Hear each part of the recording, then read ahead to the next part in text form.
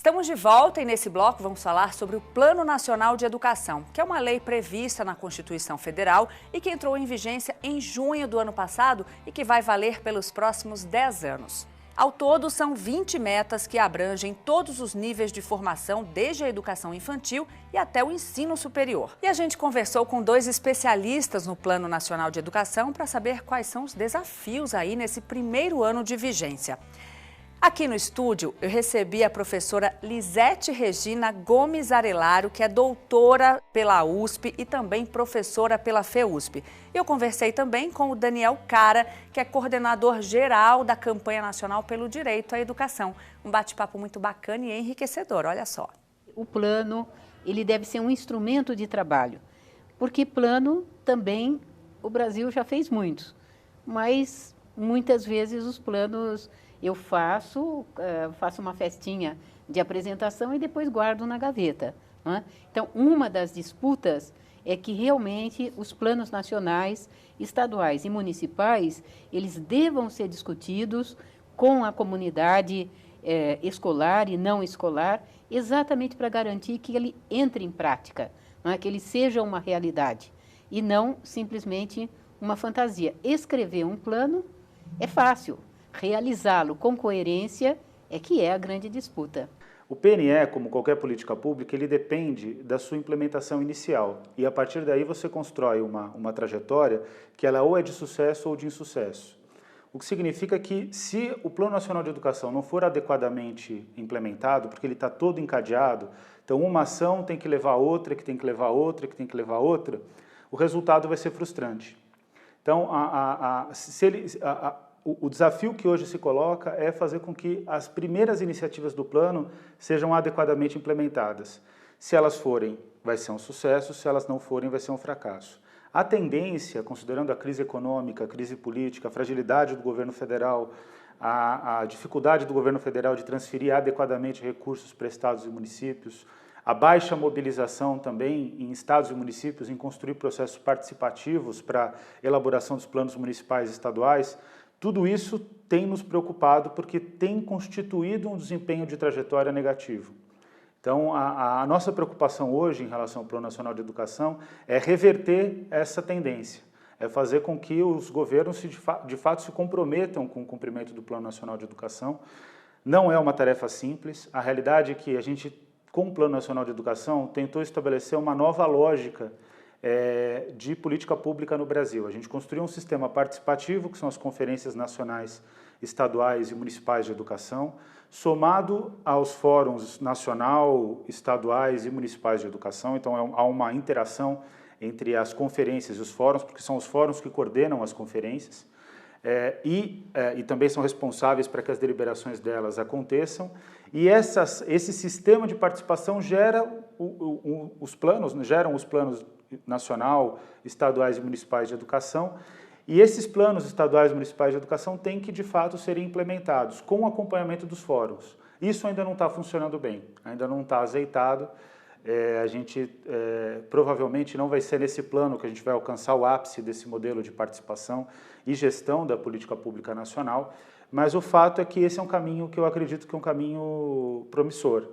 A ideia de um plano é que realmente a gente passe a ter no Brasil não mais simples planos de governo, mas o que a gente chama de uma política de Estado, de uma tal maneira que existe, por exemplo, um patamar de necessidades e uma exigência de qualidade que, independente do governo que estiver a gestão que estiver no governo, certas obrigações devem ser realizadas continuamente. Porque as gestões, embora quem esteja hoje na gestão pense que são eternos, né, que a posição deles vai continuar sempre, a realidade é que as gestões elas são passageiras, mas a população permanece. Quer dizer, os cidadãos, eles continuam sendo cidadãos. Inclusive, quem está no governo hoje é o cidadão que vai estar fora do governo amanhã. Então, essa compreensão ainda denota uma fragilidade da nossa cultura política, que na história do Plano Nacional de Educação a gente buscou superar. Mas talvez não seja nesse plano que isso se realize em plenitude. Agora, qual é a questão? A questão é que a gente tem que fazer com que o plano dê certo. E a gente tem que fazer com que o plano dê certo, independentemente dos desafios de cultura política, dos desafios orçamentários, por um único e exclusivo motivo.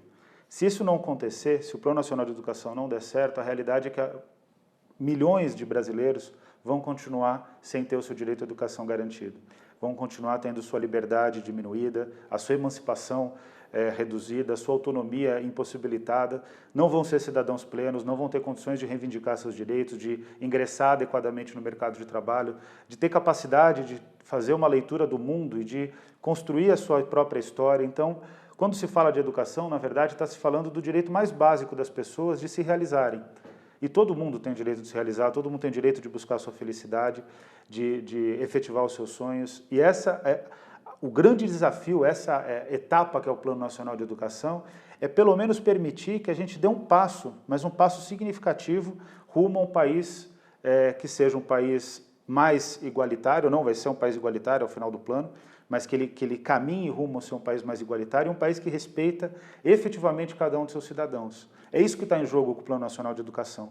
Parece que a gente fala de matrícula, parece que a gente fala de qualidade da educação, parece que a gente fala de valorização dos professores, mas tudo isso, que é muito importante, tem um único e exclusivo objetivo: garantir que todo cidadão brasileiro tenha seu direito à educação assegurado. Pelo menos no que é básico, o acesso e um padrão mínimo de qualidade.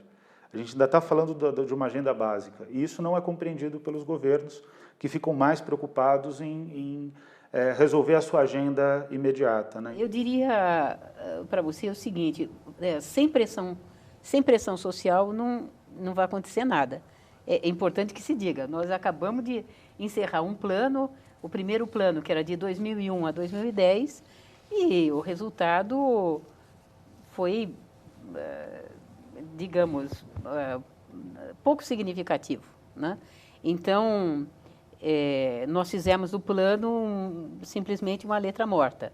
Então, o que a gente espera é que, de fato, haja, por exemplo, hoje nós temos fóruns nacionais, estaduais e municipais que têm por função discutir e acompanhar a realização das políticas. Então, eu acredito que esses fóruns, se eles se reúnem regularmente, eles podem exercer a função para o qual eles foram criados, que é exatamente pressionar os governos para realizar as coisas que ele mesmo muitas vezes escreveu que ia fazer, mas passou a eleição e depois ele esqueceu. Senão, sem fiscalização, exato, nada sem funciona. fiscalização não vai adiantar. Então, é uma recomendação aqui aos pais, aos alunos, aos professores: quer ver o seu ideal de educação realizado, tem que ir lá atrás e participar ativamente, né?